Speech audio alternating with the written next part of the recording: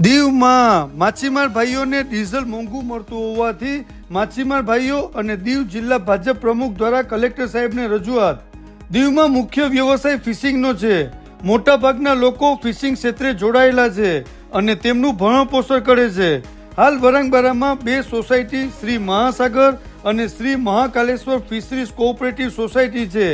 આ 2 સોસાયટીમાંથી માછીમાર ભાઈઓને ડીઝલ મળે છે।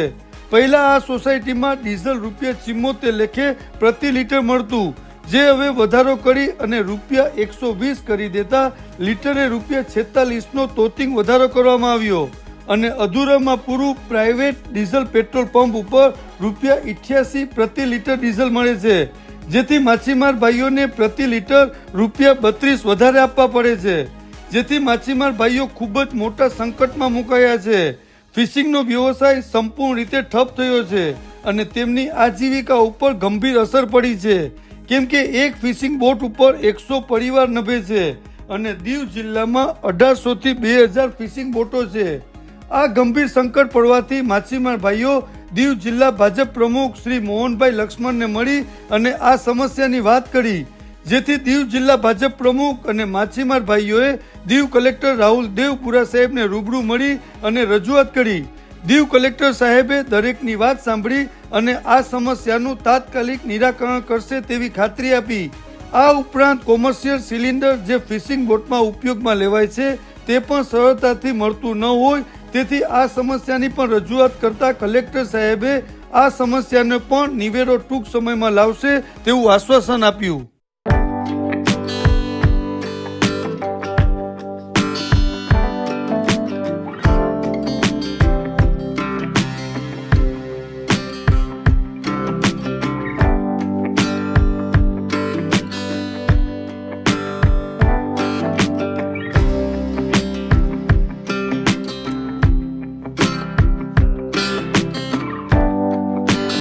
આજે દીવ જિલ્લાના તમામ માછીમારો